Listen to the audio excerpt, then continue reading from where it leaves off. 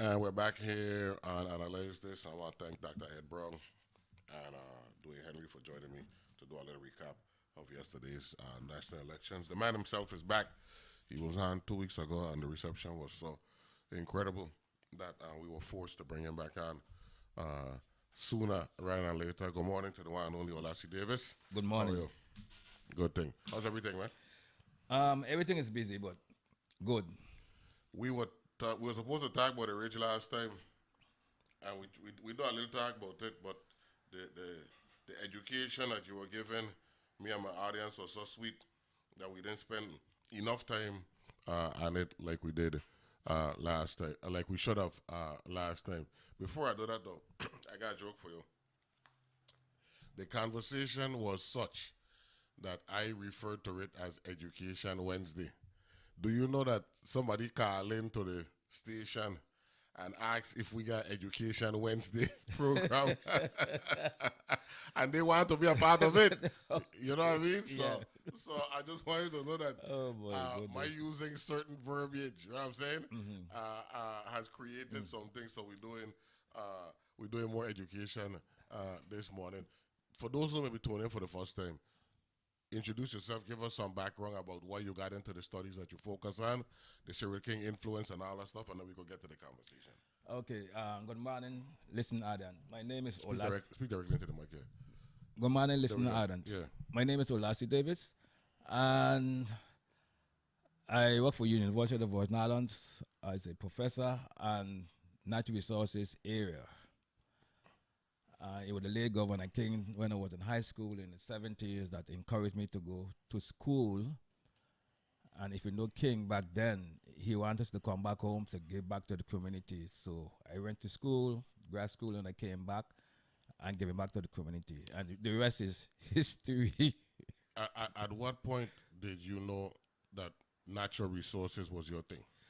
um, we started at the culture club in high school in St. Thomas back in the 70s. Dr. Peterson, Aki Peterson, and some others.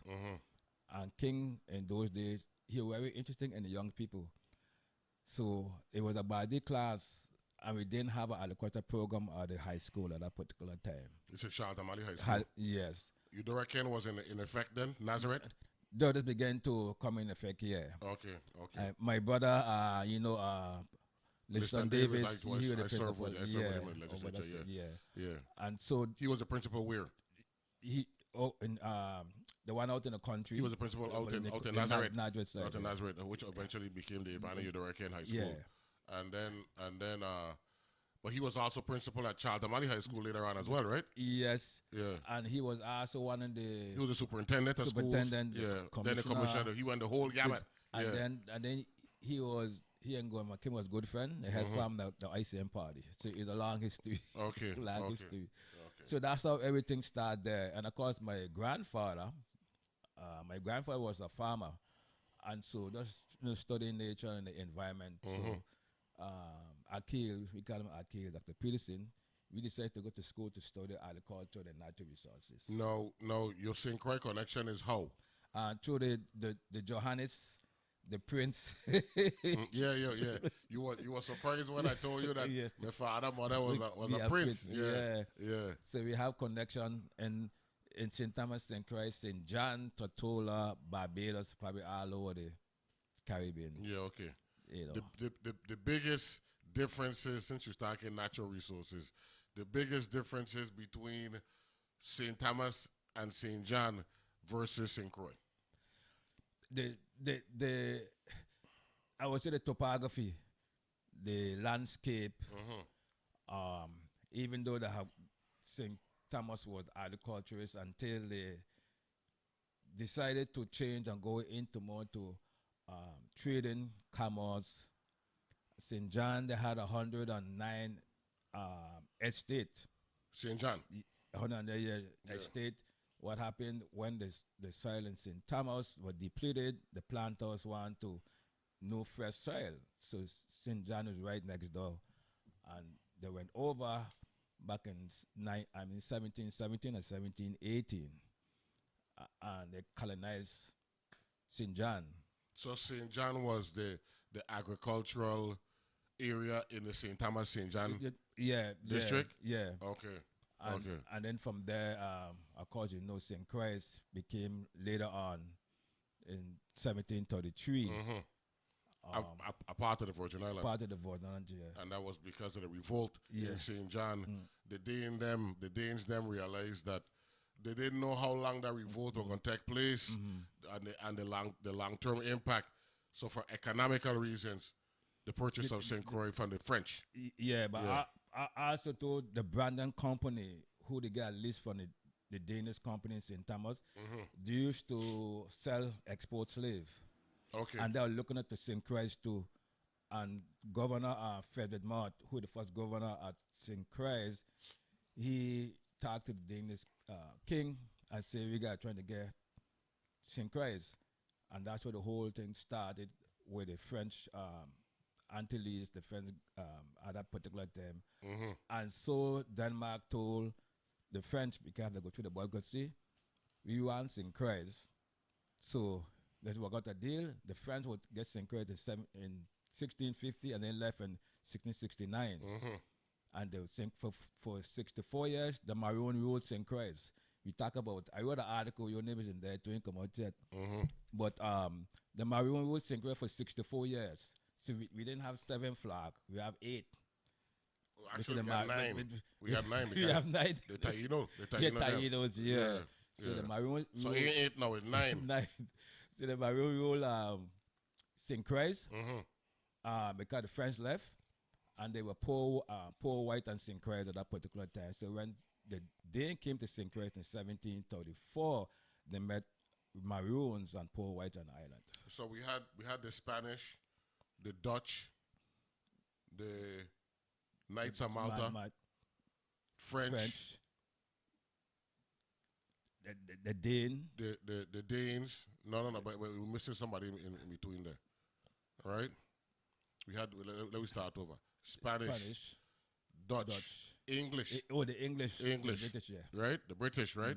English, Knights of Malta, French, Danes, America. Tainos before them. Yep. And then the Maroons are saying no. Yeah. 9. 9. Wow. Because they governed here for a while, for 64 years. This is from mid 1600s to early 1700s? Yeah, from when the French left St. Christ in 1669, I went to Haiti. It wasn't colonized until... so our ancestors were running things. Here. From the late 1660s until 1725, 1730, somewhere between there? Yeah, correct. Wow. Now, when the revolt took place in St. John, what kind of support St. Croix was provided for the St. Johnian brothers and sisters and family members? Well, the Aquamo from West Africa were the ones who actually revolted against what they thought was oppression of the highest order. Did St. Croix play any part in that, or was that all St. Thomas and St. John? That was all St. John. St. John, yeah. Because Denmark asked for help from the British, St. Kitts, and asked for help from Tortola, and then finally Martinique came in to help them out. But didn't other islands support the revolt as well? It wasn't just trying to quell the revolt. You had those who were supportive of what the revolt represented. Other islands like Tortola and all that stuff. They weren't helping out our ancestors in the revolt in 1733. No, there was mostly called to help to quell. Help to quell. Yeah, but a lot of enslaved folk from the Danish West Indies also migrated to Tortola, especially after the emancipation and before the emancipation too as well. And there's other islands in the Caribbean came to St. Christ, especially when the French left. So St. Christ have folk from all throughout the Caribbean because St. Christ was left to itself. There was no colonizer here anymore. Just a wilderness area. This is 1733 you're talking? From 1669 to 1733. Okay. During that particular time. That's why when Denmark got here, they were settled in South River and in the Moty Christianstead. and they then developed the west part of the island. And because of the Oh, okay. Maroon that was running away, so they decided to have a fort in the west for the pirates and for the Maroon being running away from the island. So that's why Fredericksburg came into being. There we go. There we go. The importance of the ridge areas, right? Remember we spoke about the ridge areas territory wide. Yeah. Right. They were hideouts as well as strategic areas that allowed our ancestors to always be able to protect themselves from people who were coming and wanted to colonize them. Correct. A good example in Dominica and the Caribbean. Pull the microphone up a little bit so people directly Dominica and the Caribbean, a good example. Yeah. The Calino, you know the Caribbean, but the Calino, what protect them is the mountains. Yeah. The topography of the island protect them that the British couldn't get them, so they had a treaty.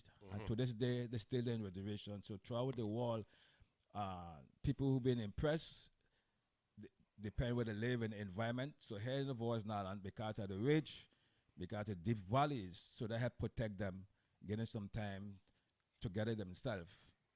So let me ask this question: those areas that we talk about in Dominica, like Grand Bay and Sally Bay and all them things, those reservation areas. That's what you're referring to there just now. Yeah, just give an example. Yeah. I mean, Because Lewis Hill, you know, yeah, I saw with Lewis Hill. Yeah. And Lewis Hill is a Grand Bay man. You know what I'm saying? I've been to all the hiking. Okay, yeah. Is it as lovely as they say it is? Yeah, it's true. Dominica is really a volcano, a young volcano. The highest peak over 4,000 feet. But it's so, like how St. Thomas is, but much larger. But those hills and mountains. And who got the whole heap of rivers? The 365 rivers. That's Dominica? That Dominica. Yeah. But technically now, we say more streams than rivers. Yeah. But we say rivers. It's a small. A stream is a small river. Yeah, Water so, running. Yeah. Now, the ridge, this fascination with ridge, with ridge life and all that stuff, and how you've breaking it down. What led you to come to appreciate how valuable these ridge areas were here in the Virgin Islands? It's a very good strategic position, because if you live on top of a ridge with a house, you could see all around. So that's how important ridge are. And a good example in Jamaica just recently with the hurricane. Yeah. Blue Mountain is right over, which is 7,000 feet, the second highest in the Caribbean, right over Kingston. So when it rain and got a hurricane, where the water coming right down to the ocean, and in terms of flooding. So ridge is a very important to trigger for anybody in any part of the world. And also the ridge help protect us well. And the rainfall, any high peak in any part of the world, the ridge play a major part into it too as well. In terms of rainfall. Morning, Neville. Please congratulate Olasee on pressing for a question of Maroon Ridge, St. Croix by the government of Virgin Islands. A pleasure to work with him. David Bourne. David. Oh. You know, that's a big name. Yeah. That Bourne name is a big name. So congratulations. Oh, thank you very much, David. Yeah. I did not do anything. It was the people. It took me 42 years. But it was one of those things that with the late Governor King, how can I honor him? One of the things, Governor King was the governor that started out with the Territory Park back in the 70s. You know, we try not to incorporate politics in our discussion, but I notice with every topic that come up, politics there in it. You know what I'm saying? And politics is a people thing. Part of our life. Yeah, you know what I'm saying? So whenever you bring up Cyril King name, you know, there's a certain type of reverence, you know what I'm saying, that I hear from his supporters, like Dwayne Henry, one of my round table members. He's a Cyril King historian. You know, he tells you everything about Cyril King. And one of the things that across the gamut of Cyril King supporters is he loved young people. That's why when we was in high school and he heard about us, 'cause we used to go to the crops and then gave it to the kitchen and then gave it to football. Mm-hmm. And he came to the school and he gave us tools and we went to his office and he said he would like us to go to higher education and to return back home to help the people. So he really inspired us. No, you know, he was a cutthroat politician. I mean, I could have two shows on Siri King. The politics that they played in the 70s, it's a whole different ball game to this Safi thing that we don't play with now. You know what I'm saying? And back then you had two established national parties, and then they were staunch ICM as a local party who was a legitimate party. Put in the Democratic and Republican parties. I noticed that I'm going to respect this local party, and it showed in the election results in the early and mid-70s. We're talking with Olasee Davis. We're going to get back to the Ridge Talk, the importance of it, and of course, the conversation going to take us where it takes us. We'll take a break. Be back right after this.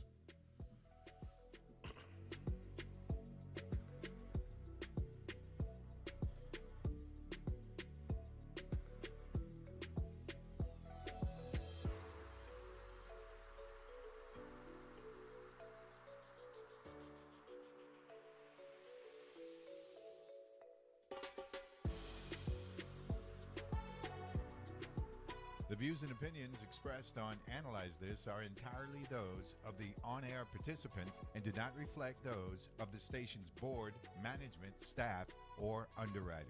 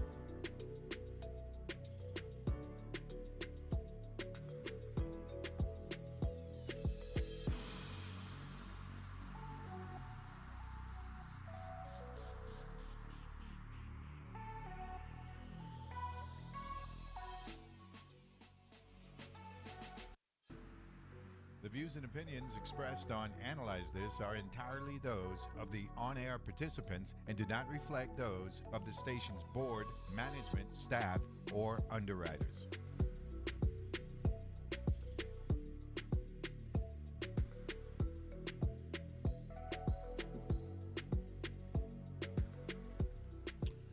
And we're back here at Analyze This, and we're fortunate and honored to have the one and only Olasee Davis making a return visit. He was here 2 weeks ago. The conversation was sweet, the conversation not sweet already. Olasee, glad to have you here, man. You're welcome. Give me the microphone for Olasee then. Morning, Olasee. Good morning, welcome. There we go. Olasee, talk a little bit about the trade winds and the Sahara dust. Growing up here as a child of the 70s and 80s, we were fortunate back then, at least I was as a child, to experience the trade winds at its apex. And Sahara dust was not as prevalent or at least I don't remember it being as prevalent as it is now. Is that because the trade winds aren't what they once were, or am I just overthinking this? The trade rate is the same. It does happen that the climate is changing. Because in the 70s, I don't recall, we had any major issues with the dust as a kid growing up in school until we get the late 80s and the 90s. And so that dust come from the, the, um, the desert in Africa, but also you get dust coming from China too as well. Now, let me ask you this question. So you're saying that we had the Sahara dust issue back then? No, we didn't have it back. We didn't have it back then. Yeah. It was, or it was, or it was. I if hurricanes were a part of our life, and that's all about the science, right, of our existence, and we were dealing with hurricanes back then. Why weren't we dealing with Sahara dust back then, and we're dealing with it now? Because of the climate change. Okay, so this is direct. The Sahara dust that we're being impacted with now is a direct result of climate change. Climate change. Global warming. Global warming, climate change. Okay. A good example that recently a phenomenon is the seaweed that we're getting now. The orgasm seaweed that we're getting. In our lifetime, we're going up a cherry, we did not see that. But now we're seeing it now. So as time go by and man have the impact on the environment, more forests being destroyed, cut down. The forest play a great part in our cycle. Topography also play a great part in human existence. And we having a major impact on the global stage. And so therefore you see this climate changing now, and it seems so with all the technology we have, it seems so drastically we get more frequently hurricane, even the hurricane before. What was your take on what took place in Melissa last week, and how that whole thing developed and then just intensified and strengthened and damaged the middle to western part of Jamaica like it did? Because the ocean water was so warm, that would drive hurricane. I heard Jamaica minute, and the last time I was there was in 2019. So we stay right below Blue Mountain, and those villages like the Black River, we've been at those particular places. So I can understand how people felt. As she get there and over that water, and the temperature like 89, 87, that's more fuel for hot, and she start to really go slow, that's dangerous. Well, anytime a storm slow down, that's intensification taking place. Yeah. And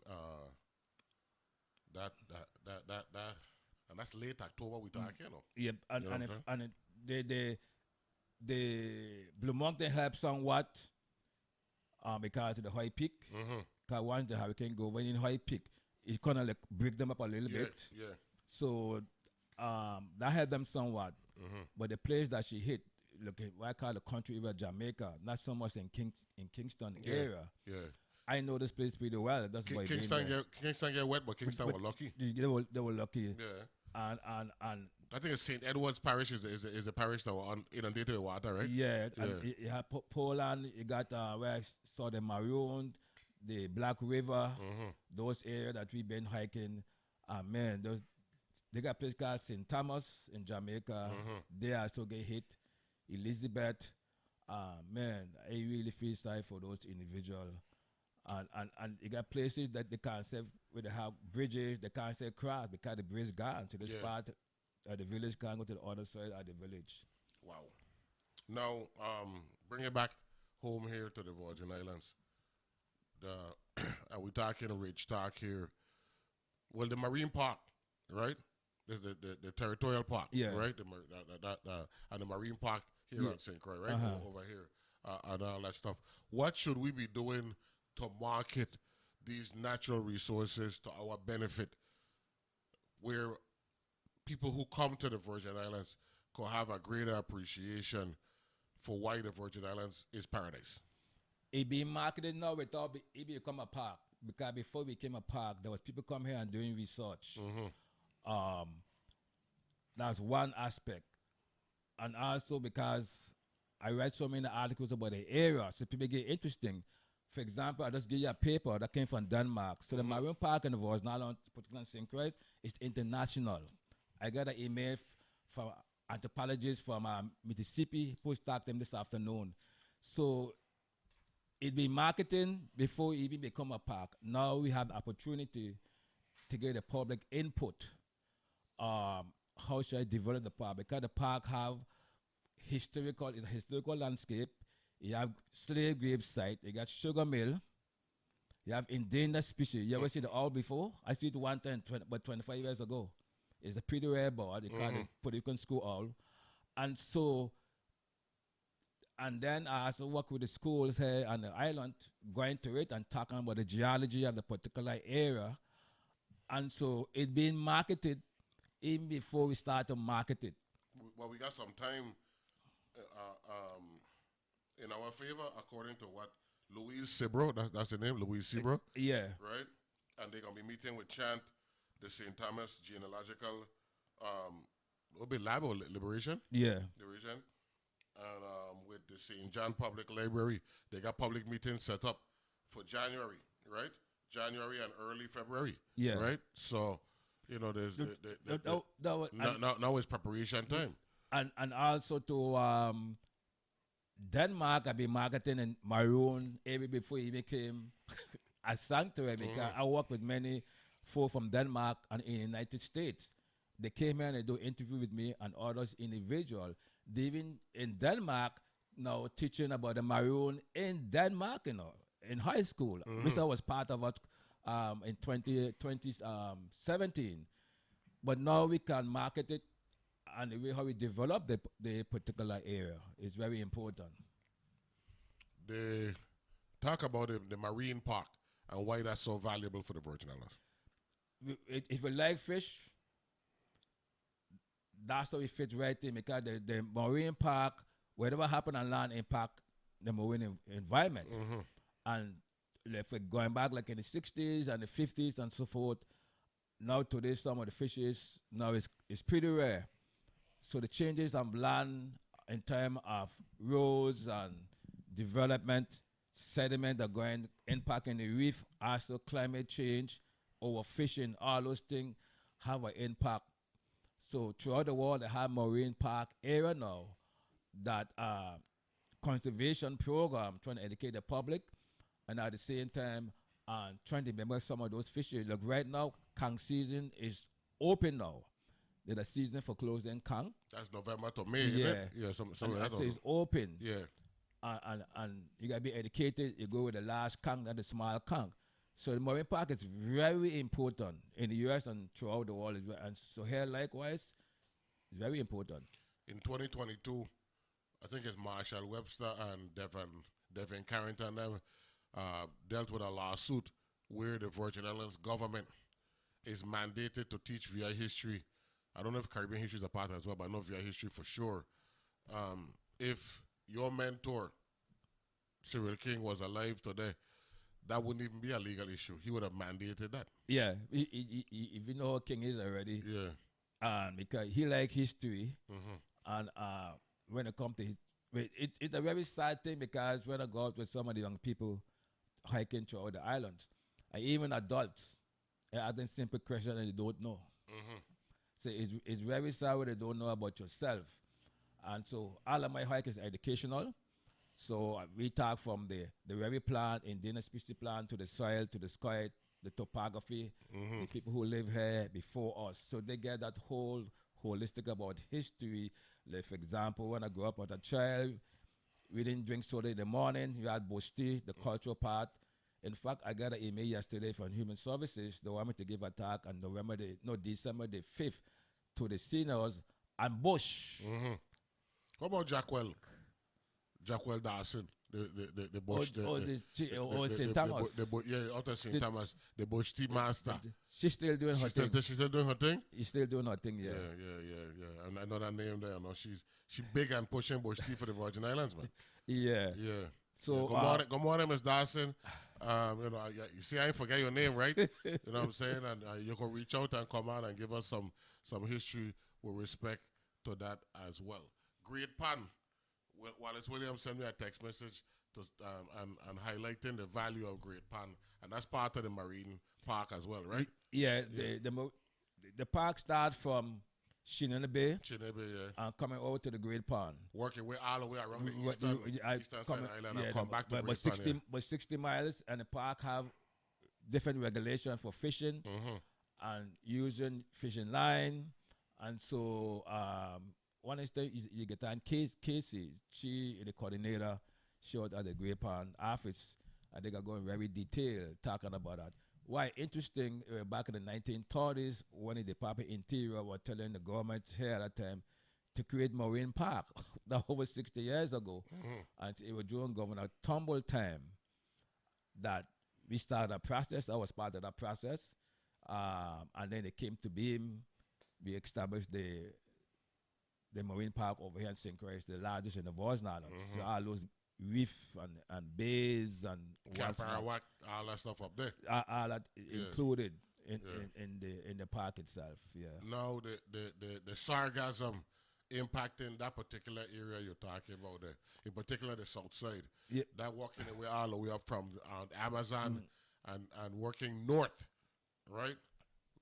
The prevailing wind in this part is west northwest for the north, right? North Atlantic area. North Atlantic area, then it coming. Well, in this case, it actually coming from the South Atlantic down there by Brazil and walking the way up and impacting the Caribbean, Mexico, Southeast, the Gulf areas, and all that stuff. All that is part of that global warming thing that you're talking about. All that is changes in the environment. Because that wasn't in play. No, it wasn't in play. We were growing up. You know what I'm saying? That's true. It was not in play when we was growing up as children. Yeah. But all that in play, and that also impact wildlife, sea turtles, the nesting, impact tourism, impact our beaches. So we gotta find ways how we can deal with that or manage the grass, and so because it definitely impacting our economy. Let's talk the Frederickstead side, because that's unique compared to the Christiansted side, right? Frederickstead shoreline, right, is north to south, right? Because St. Croix is a shoe, a triangle, right?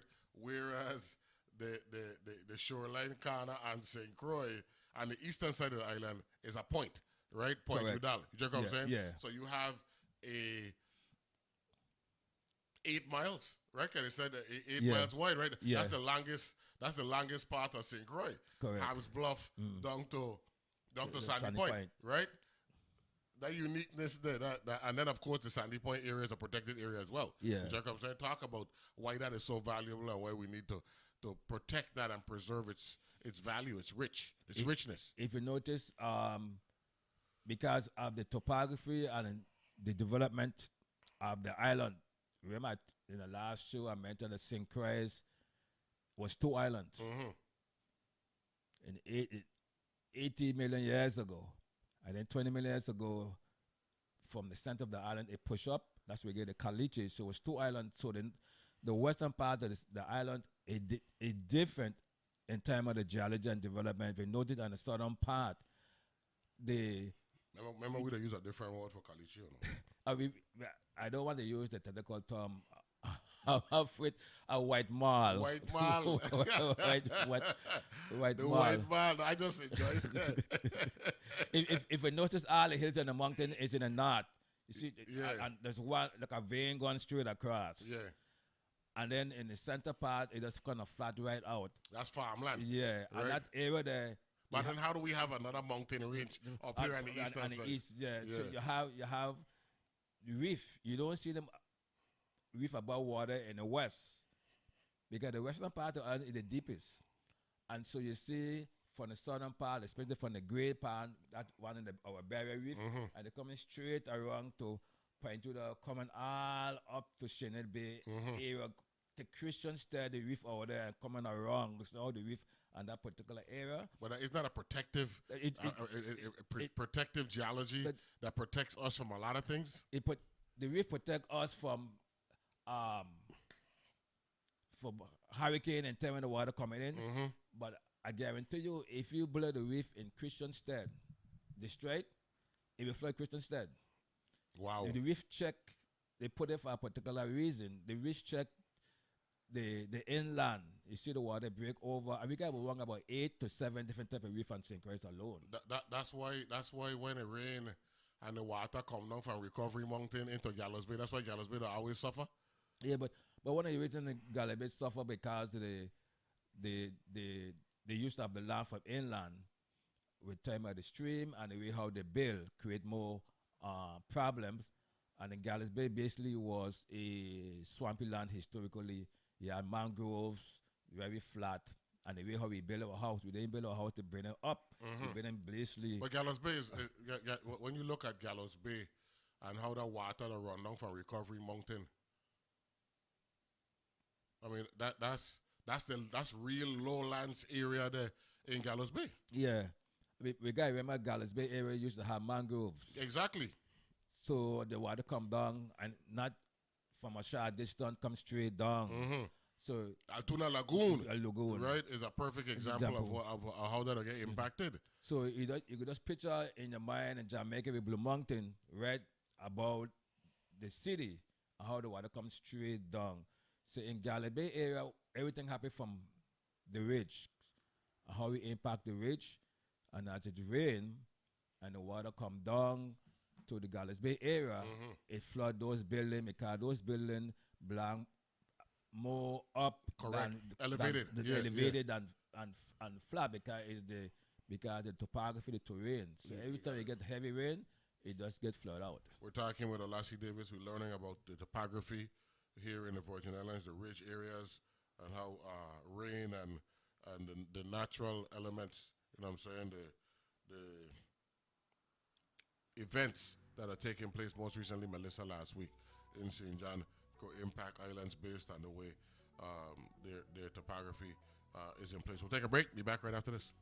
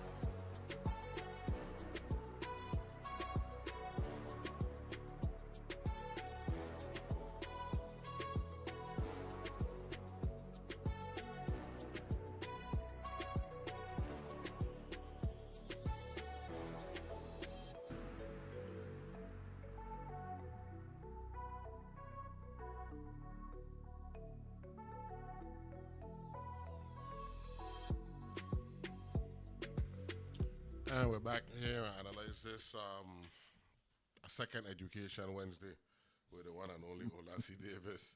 Joining me here. Good morning, Olasee. Glad to have you on. Good morning. They, let me ask you this question. What if we had a president who was big on the environment? As you know, one of the issues that I have with politics right now on the mainland, and we spoke about this, Ronnie Russell hasn't been out for a while, but this was a big issue. There's too much money in politics, right? Right. And I believe the billions of dollars that we spend in politics just so that we have somebody who we want in the power positions. Really, people don't understand economics.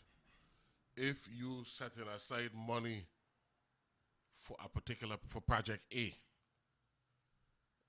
then that is going to impact available funds for project B and project C. That's just logic, right? Yeah. And the amount of money that we spend in politics, and I don't want to get into being anti-capitalism and all that stuff because I understand we live in a capitalistic society. But a lot of that money could be used to really benefit the quality of life for people throughout the world. This isn't just an American thing. You know what I'm saying? For example, if we were to set aside money for environmental investment in the Virgin Islands, what would be the areas that you think we could invest money in to address our environment and get it to where it could become that attraction that I asked you about with respect to the marine park and all that stuff? The northwest of St. Croix have its own history and culture. Mm-hmm. The name itself, Maroonburg, going back for more than 200 years. It's very unique in terms of the people who live there and the people who escaped from there and migrated to Puerto Rico. So the maroon here connect Puerto Rico to us historically, and before them, the indigenous people connect us to Puerto Rico too as well. Taino. The Taino. Yeah. The geology also connected us until it's changed. And so, while I find interesting, there's folks that contact me from all over the world. Email.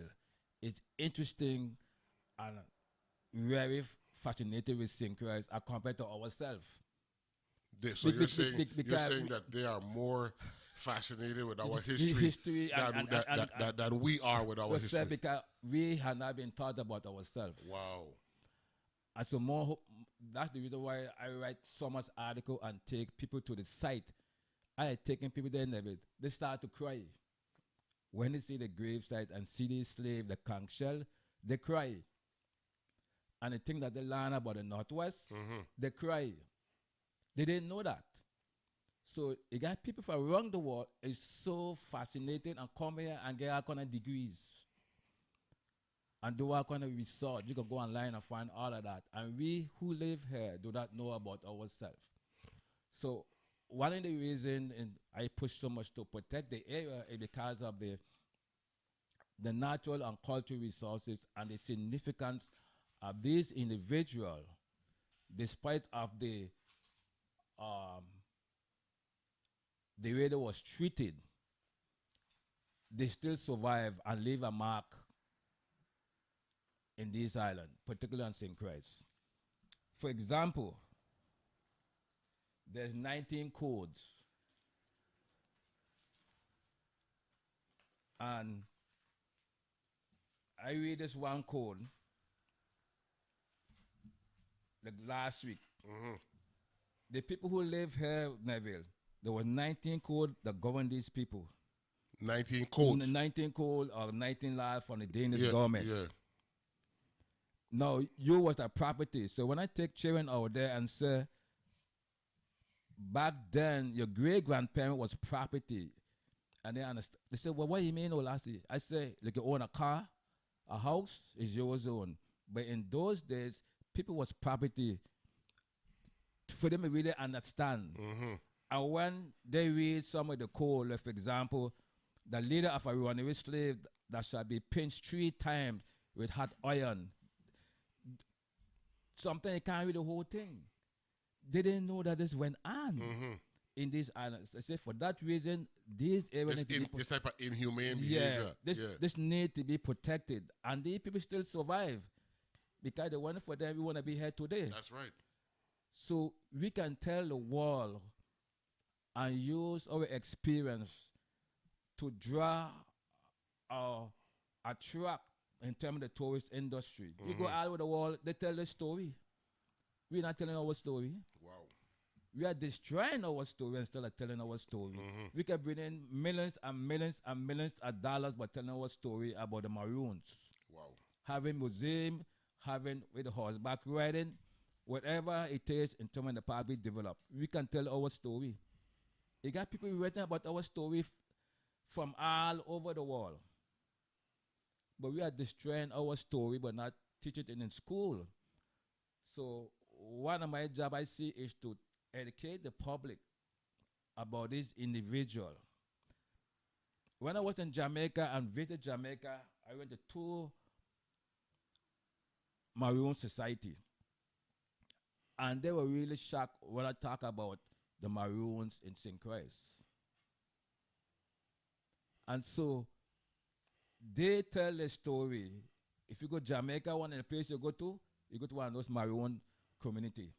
And they give the whole history and they're going through the museum, what happened 300 years ago and so forth.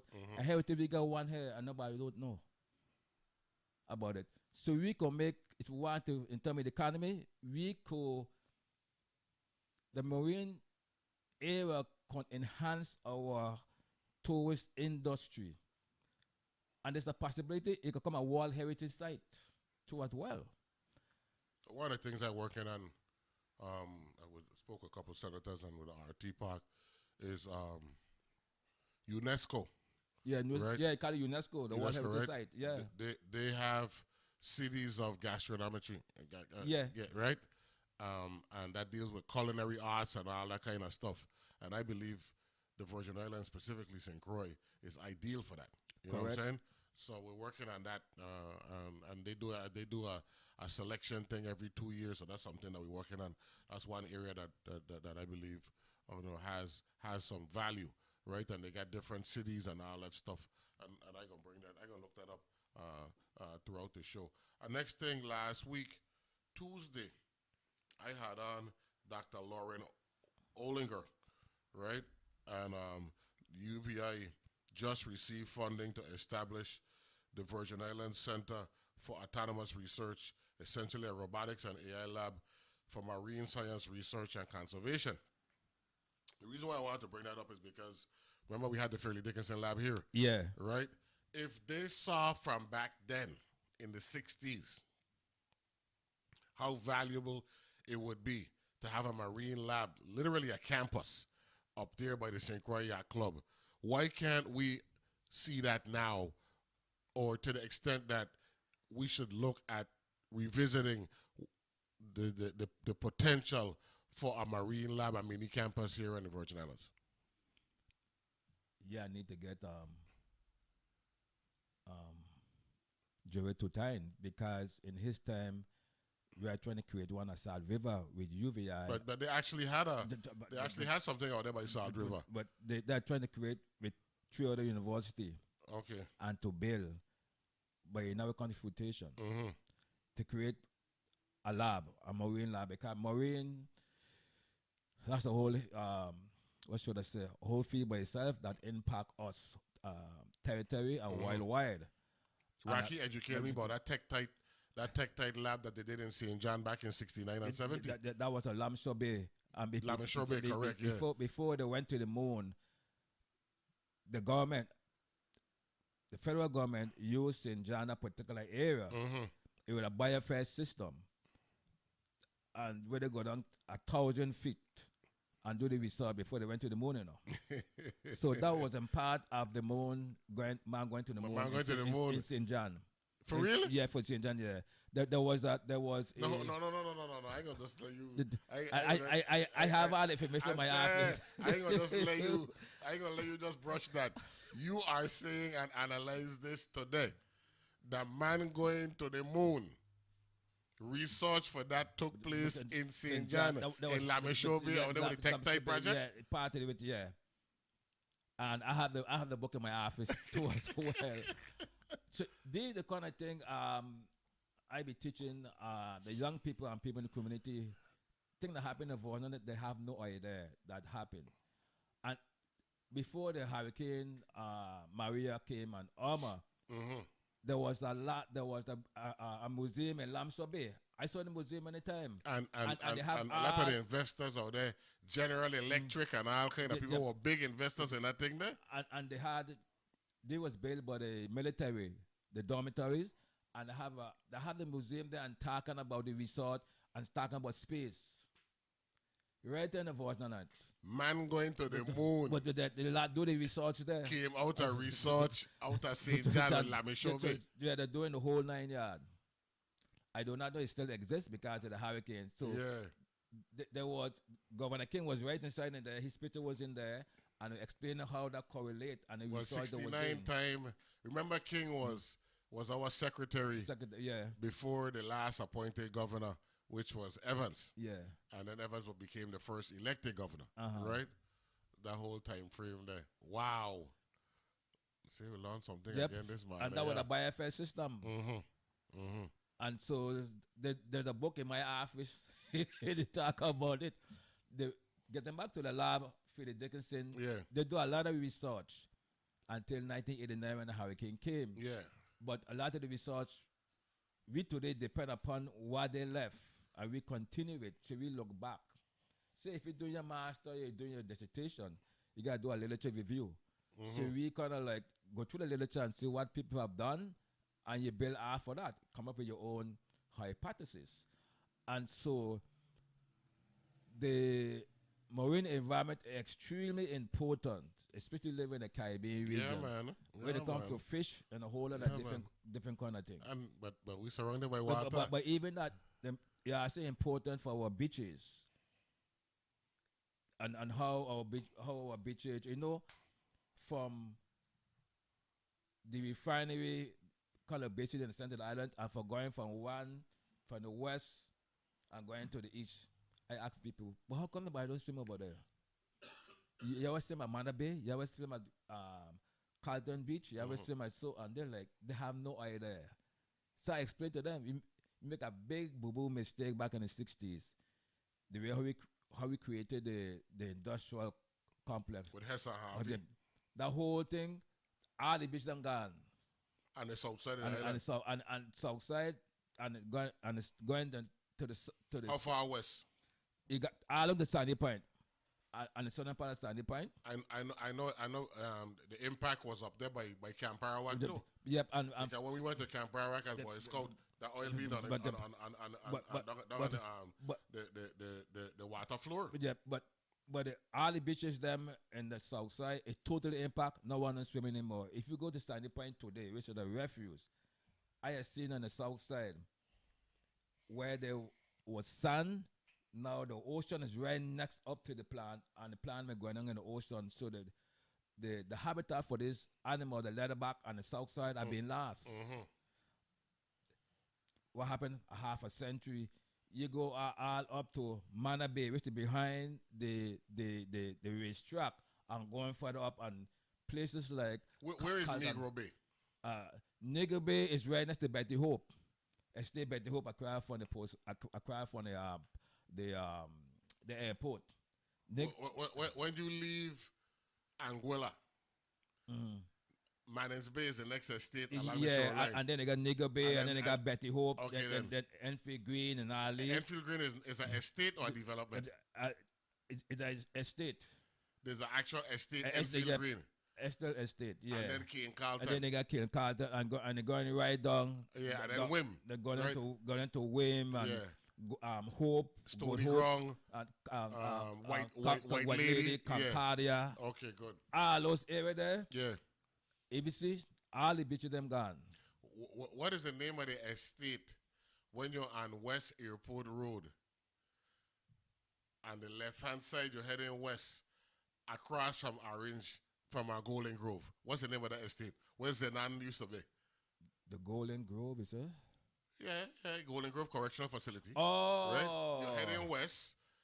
What's the estate? Me and Glenn White, one of your students, them were talking about it last week. When you're driving on the highway, you pass East Airport Road. You're heading west to meet the industrial complex. What's the name of that estate on the left-hand side there? Oh, and where the tower used to be on top of the hill. Yeah, and headed toward the airport. Yeah. What's the name of that estate?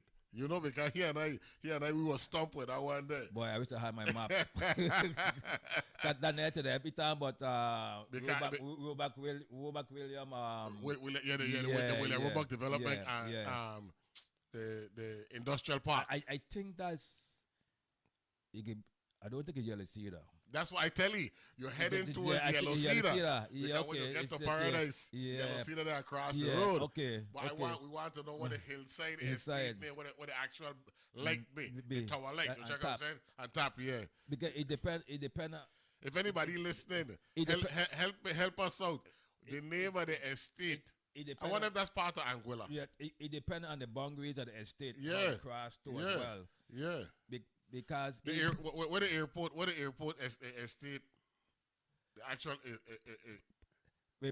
part of the airport estate is Betty Hope too as well. That's Betty's Hope, right? Part of it, yeah. And part of it's Manor Bay. Depends how the line runs with the boundaries, with the estate and everything like that. Yeah. By the way, one of my listeners, they say, good morning.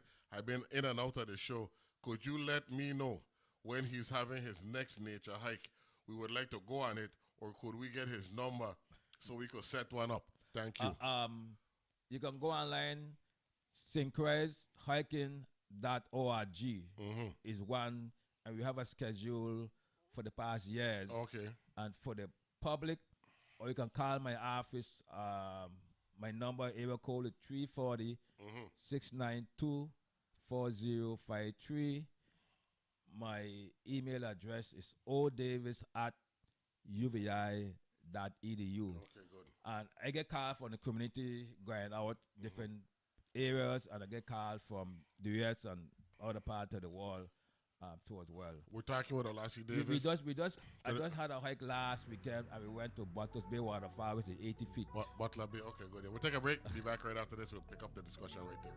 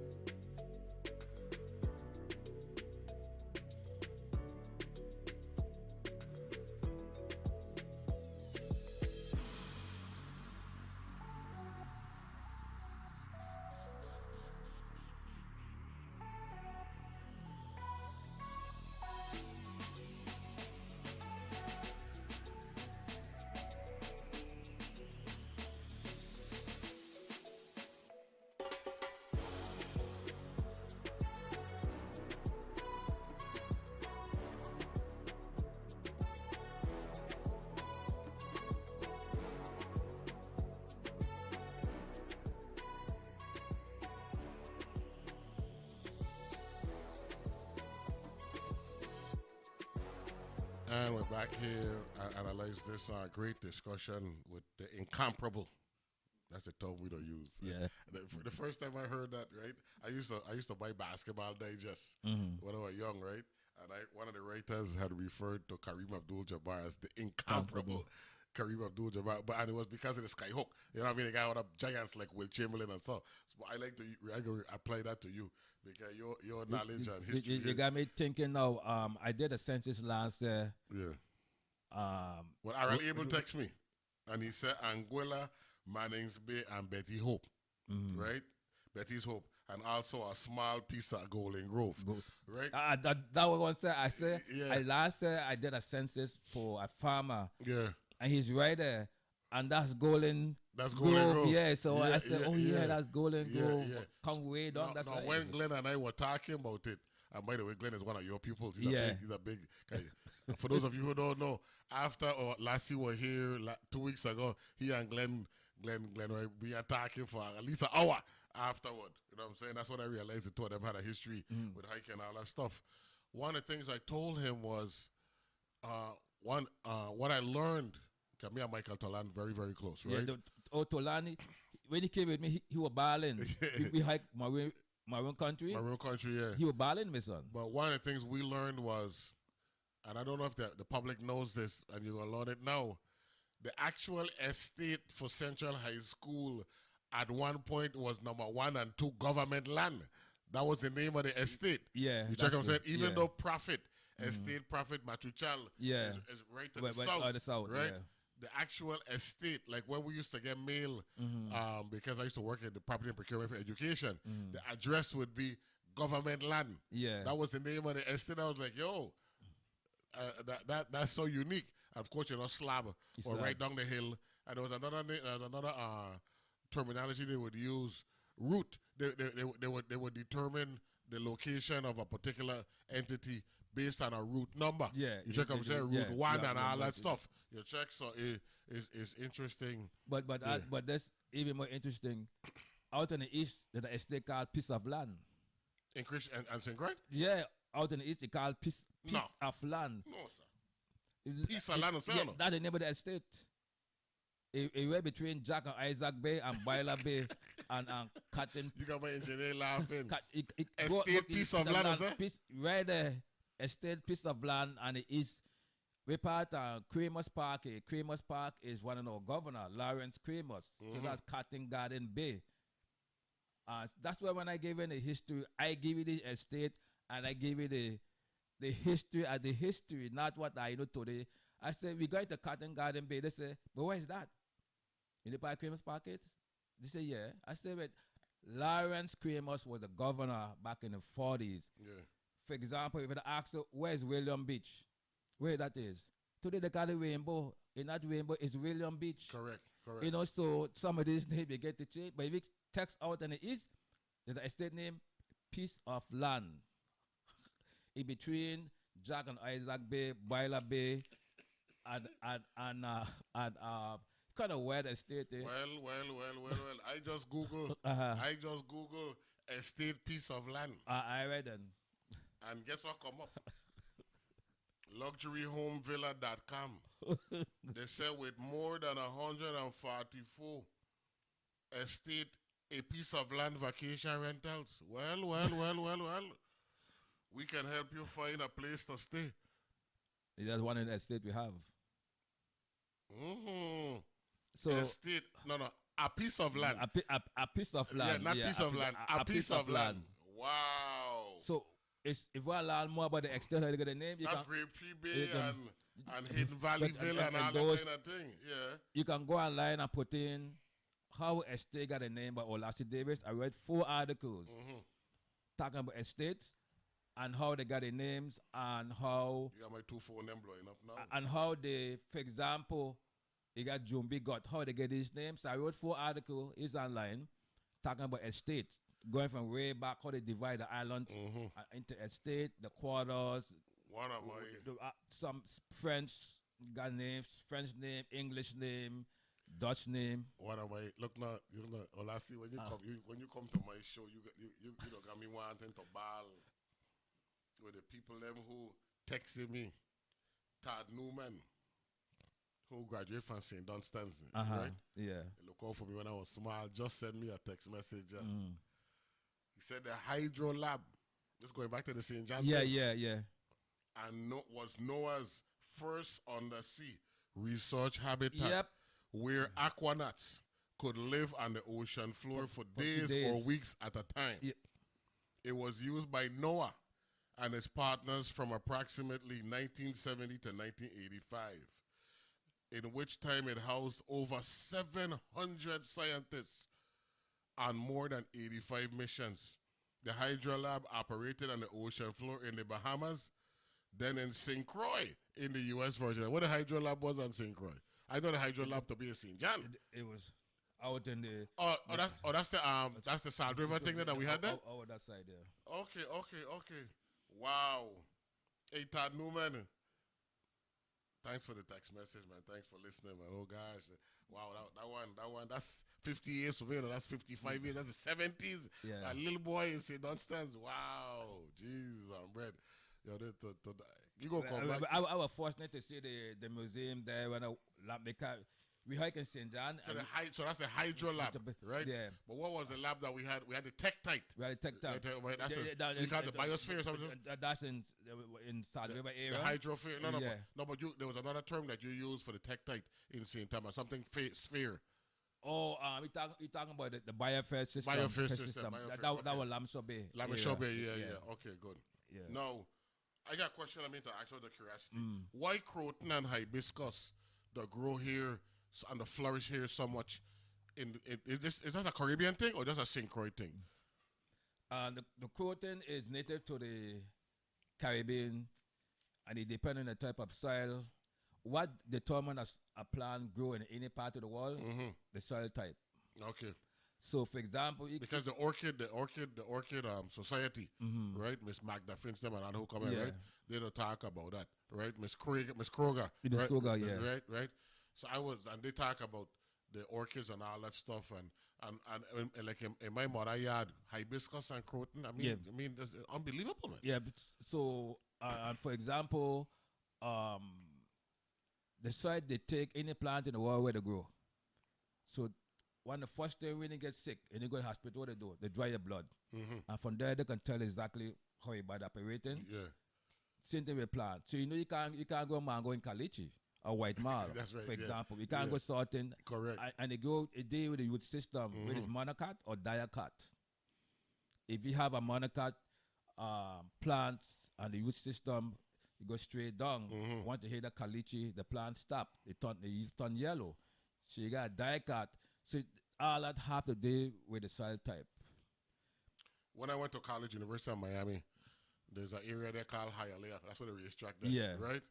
And Bougainvillea, one of their big races is the Bougainvillea and the handicap. Well, that's when they used to but they would name a lot of their big races after plants and all that stuff. The Bougainvillea in Florida flourish why? The big again, it's a soil thing. But also the environment, the topography. Yeah. For example, that plant here is not from the Virgin Islands, but it adapt the Arcona soil and very drought resistant. You can plant that out in the east, it do good. You can plant it in the west, and it do good.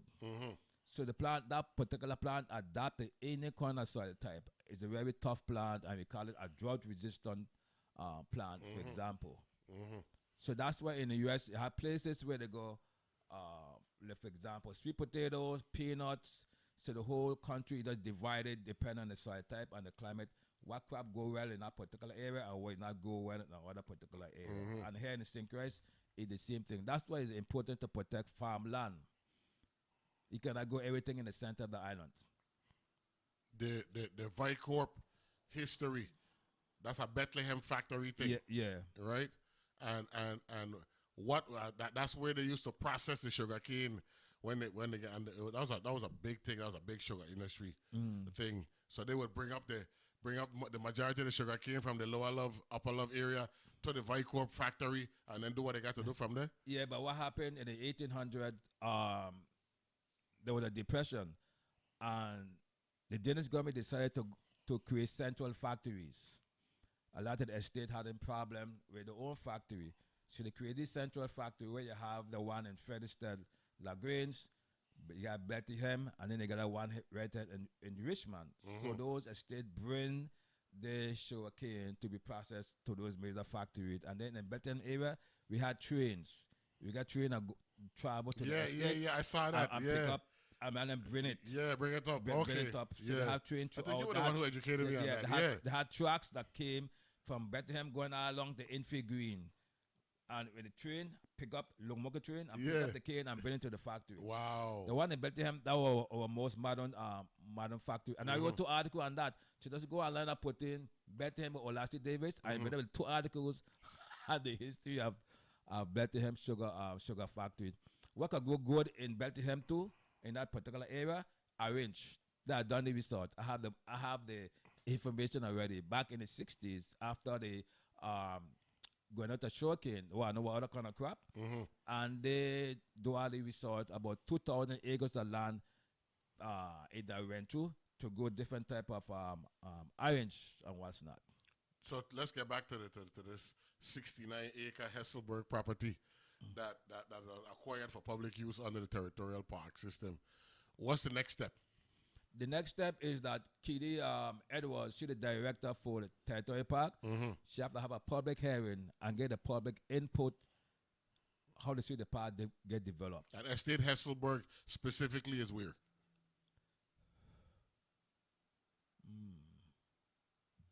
You have couple. You said specific parcels like those in the areas such as Estate Hermitage, Solitude, Mount Eagle. Those areas in the northeastern part. Like for example, Hermitage is the cross from Cambodia Gulf Coast. You got Solitude there too. You got more than one Solitude. You got more than one Solitude there. The other Solitude there too. We know Solitude. When we go to Cravens Park, we know we're there halfway on the drive when we get to Roebuckville. That's the only thing with St. Christ. You got estate. Something got 2 estates, one in west, one in the east. Well, no, we had 9 quarters, right? We had 9 quarters, and we had certain estates in each quarter. So Mount Stewart, that's in the north again. Mount Eagle. Mount Eagle again, the northeast. So all the part of the park. Mount Eagle is west of Blue Mountain. Yeah, Blue Mountain. Yeah. And as that's the biggest one, right? That's the biggest one. The highest peak, yeah. Highest peak, yeah. And then you have North Star is right below Mount Eagle. So if you're driving from what we call the beach and St. Christ and top, and you're driving going west, all along there and heading straight, going Cricket Dam area, all is the park. So we're looking at public hearings. Coming up, I don't know if you should have it in this year or the next year. Okay. Whenever we establish any park system, whether it's here or the Caribbean or the United States, you may get the public input. The governor signed this into law in late August. Yeah, in August, right? And we gotta make sure that this, because we got to market this thing, man.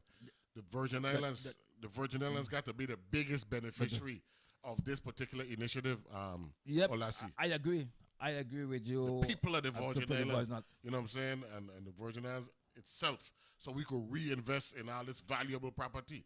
You know what I'm saying, and marketing is what it's all about. Marketing, for example, you can have like horse trail. We have probably two industry here, 2 company here. You can have horseback riding. You can have camping. You know something that I would promote? What? If we and St. Croix don't appreciate Annalee enough, then we need to market it so people could come here during the summertime and let they spend that money. And they want to taste our mango, the best mango them in the world. Come summertime, let them come down and check it out, man. Summertime ain't just about going north. You can come to the Caribbean too. If some of the best mango I ever eat was Annalee Bay, the Keenan mango. Oh yeah, man. I mean, it's so juicy. And this we hike. Where the grafted mango them be, man? The big one them that you go take a knife to slice them. But where them not grow, man?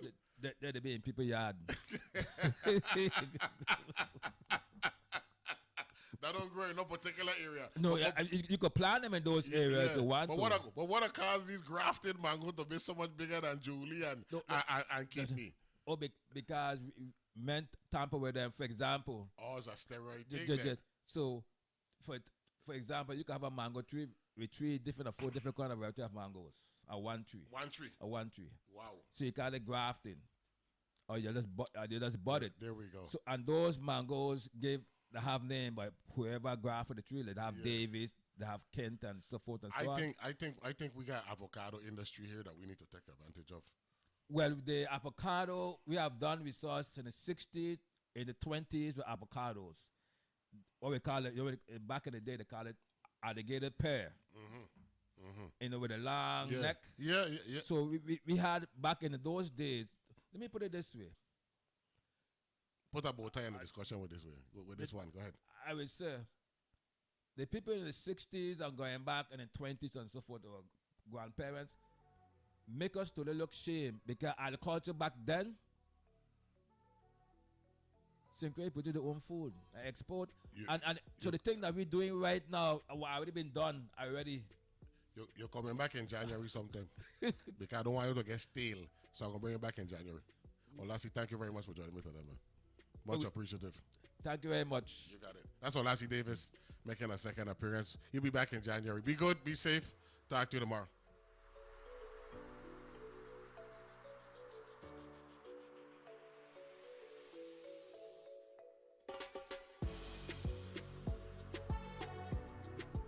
The views and opinions expressed on Analyze This are entirely those of the on-air participants and do not reflect those of the station's board, management, staff, or underwriters.